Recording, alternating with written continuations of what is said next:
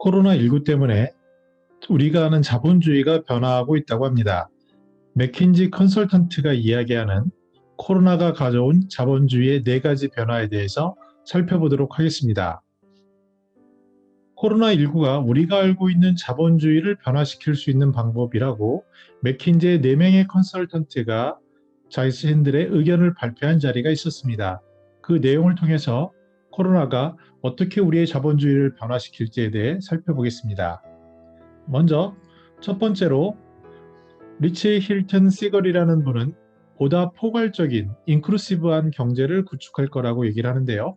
이를 위해서 정신 건강을 배려해야 된다. 그리고 무엇보다 소외되는 계층에 대해서 기회를 제공해야 된다고 말하고 인공지능 시대에 스킬의 격차를 줄일 수 있는 교육을 제공할 것을 주문하고 있습니다.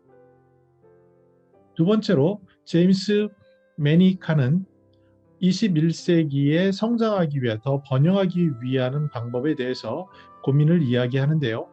3분의 2, 직장인의 3분의 1 정도가 비대면에 적응이 가능하다고 하고요. 현재 3분의 2 정도는 비대면에 적응이 어렵다고 합니다. 따라서 이러한 적응하지 못하는 3분의 2에 대해서는 사회 경제적인 배려가 필요하다라고 얘기를 하고 있고요. 특히 이익이 큰 플랫폼 기업과 같은 대기업에서는 인종이라든지 다양성, 기후 변화에 대해서 보다 큰 기여를 할 것을 주문하고 있습니다.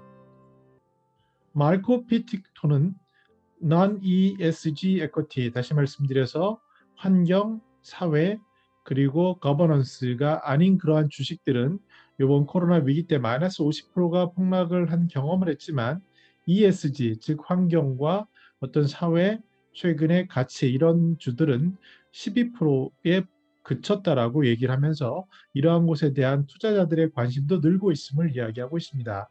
소비자 조사도 약 25%는 지속 가능한 상품이라든지 또는 직원의 안전에 대해서 관심 있는 기업에 그러한 제품을 구매하거나 호의를 보이고 있다라고 투자의 방향이 바뀌고 있음을 이야기하고 있습니다. 끝으로 디콘피너라는 사람은 이런 환경과 자연이 우선이 돼야 된다라고 얘기를 하는데요. 한때 우리가 안전한 투자차라고 생각했던 석탄과 석유는 지금은 위험한 자산으로 분류된다라고 얘기를 합니다.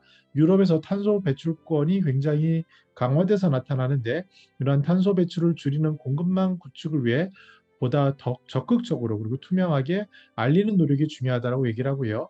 나아가서 이러한 기후의 위기는 즉 투자의 위기라고 얘기하고 있습니다. 이는 우리가 최근 2차 전지라든지 배터리라든지 이러한 친환경적인 그러한 탄소 배출권과 관련된 활동 속에서 우리가 이것들을 볼 수 있습니다. 정리해 보면요. 소외되는 계층이 비대면 사회에 적응하지 못하는 무려 3분의 2나 되는 이런 사람들에 대한 배려, 그리고 보다 환경과 사회적이고 이러한 것들에 대한 더 관심들, 이것은 가장 큰 문제가 되고 있는 양극화 현상이라고도 볼 수 있겠습니다. 이러한 심각한 문제를 어떻게 기업과 정부 그리고 사회에서 대응해 갈 건지에 대해 이야기를 하고 있고요. 이러한 기후의 위기는 결국은 투자의 위기가 되고 있다라고 심각한 경고를 하고 있습니다. 이렇게 세상은 변화하고 있고요. 그 변화의 속도가 코로나로 인해서 빨라졌다고 합니다.